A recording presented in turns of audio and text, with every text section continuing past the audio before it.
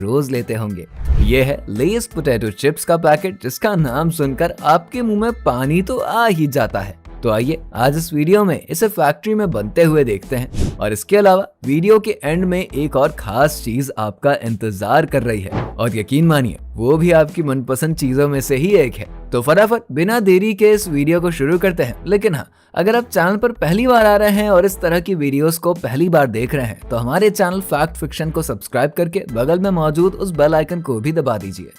तो सबसे पहले हम फैक्ट्री में लेस पोटैटो चिप्स को बनते हुए दिखाने वाले हैं।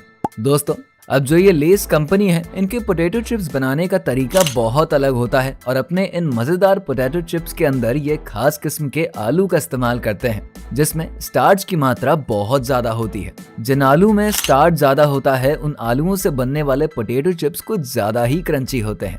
इन आलूओं को सबसे पहले खेतों से तोड़ कर फैक्ट्री में भर भर कर लाया जाता है। इन आलूओं को फैक्ट्री में पहुंचाने का काम बड़े बड़े ट्रक्स करते हैं। फैक्ट्री में आते ही इन्हें 3 बड़े बड़े कन्वेयर बेल्ट्स के जरिए आगे की तरफ भेजा जाता है, और धीरे धीरे करके ये बड़े से रोलर के पास पहुंच जाते हैं, जहां पर इनकी अच्छे से छटाई करी जाती है, जिसे आप एक तरह से सिलेक्शन प्रोसेस भी कह सकते हैं। यानी कि यहाँ से उन्हीं आलूओं को आगे भेजा जाता है जिनका डायामीटर 1.5 मीटर से कम होता है, और जिनका डायामीटर 1.5 मीटर से ज्यादा होता है उन्हें शांतिपूर्वक बाहर का रास्ता दिखाया जाता है।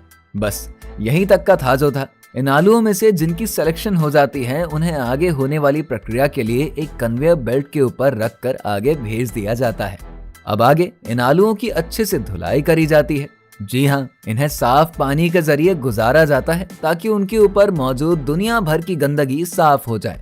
तो भैया, आलू की तो हो चुकी है अच्छे से सफाई, और अब यहाँ से इन्हें एक ऐसी जगह भेजा जाएगा जहाँ इनके ऊपर के छिलकों को निकाला जाएगा।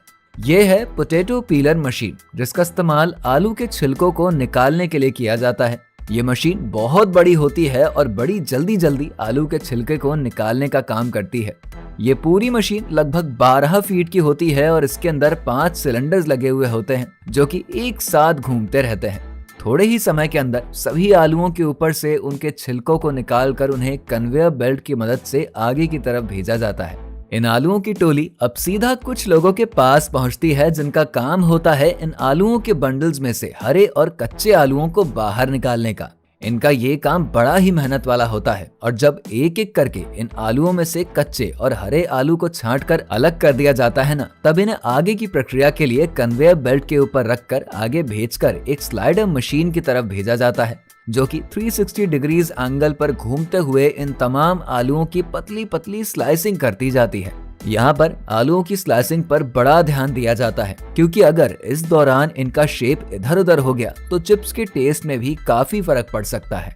इस स्लाइसर मशीन के अंदर से 1 मिनट के अंदर लगभग 10,000 से भी ज्यादा स्लाइस हुए आलूओं के पतले पतले पीस बाहर निकलते हैं। अब इन आलूओं के स्लाइस को पानी में डालकर धोया जाता है, ताकि इनके ऊपर मौजूद जो एक्स्ट्रा स्टार्च है ना, वो निकल जाए।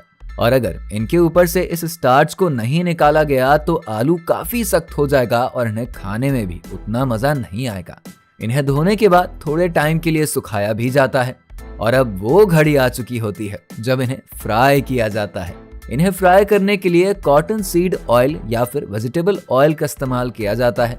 इन बड़े से फ्रायर्स के अंदर तेल का तापमान 350 डिग्री सेल्सियस से भी ज्यादा होता है। इस बड़े से फ्रायर के अंदर इन आलू के स्लाइसेस को लगभग 3 मिनट तक फ्राई किया जाता है, और फिर इन्हें बाहर निकाल लिया जाता है। दोस्तों, आलू तो फ्राई हो चुके हैं, और अब इनके अंदर डाले जाने वाले फ्लेवर्स, जी हाँ, वही फ्लेवर जिसकी दुनिया दीवानी है। अब इन चिप्स को बड़े बड़े रोटेटिंग बैरल्स के अंदर भेजा जाता है, जहां पर ये घूमते रहते हैं, और इसी दौरान इनके ऊपर पहले से तैयार किए हुए फ्लेवर और मसालों को डाला जाता है। इन बैरल्स के अंदर हर एक स्लाइस के ऊपर बराबर का फ्लेवर आ जाता है, और इसके अलावा इन बैरल्स की स्पीड पर भी ध्यान दिया जाता है, क्योंकि अगर स्पीड ज्यादा हो गई तो चिप्स टूट भी तो सकते हैं। यहाँ से अभी चिप्स को उनके पैकेट में डालने का काम शुरू किया जाता है, जो कि काफी सिंपल सा होता है। हाईटेक मशीनों की मदद से पैकेट के अंदर चिप्स को भरकर इसके अंदर थोड़ी सी नाइट्रोजन गैस डालकर इन्हें सील कर दी जाती है। पैकेजिंग का काम जब खत्म हो जाता है, तब बारी आती है लेस को टेस्ट करने की, और इस काम को बड़े ही सीरियस तरीके से अंजाम दिया जाता है। सबसे पहले तो टेस्टिंग प्रोफेशनल के जरिए चिप्स को टेस्ट किया जाता है, और वो ये चेक करता है कि क्या लेस का टेस्ट सही है या फिर नहीं।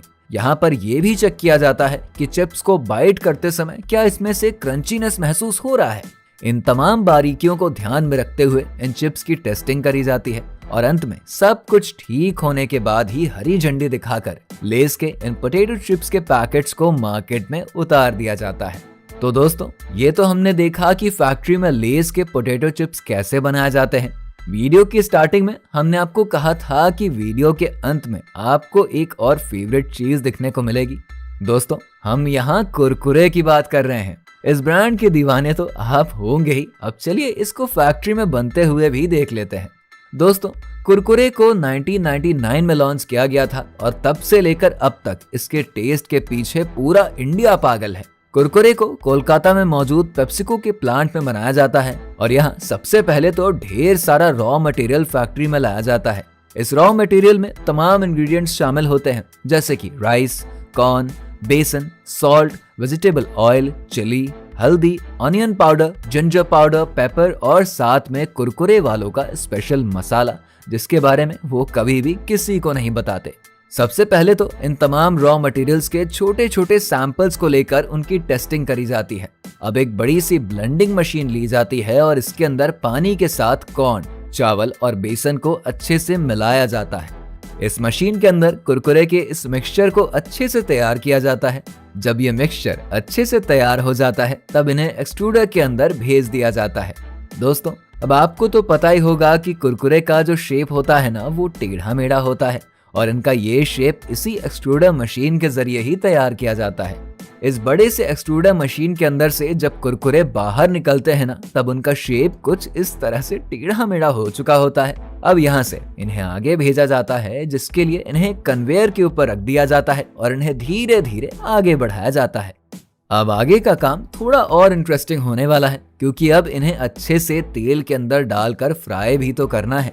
यहाँ पर एक बहुत बड़ा कंटेनर होता है जिसके अंदर इन टेढ़े मेढ़े कुरकुरे को फ्राई करने के लिए तेल ऑलरेडी मौजूद रहता है।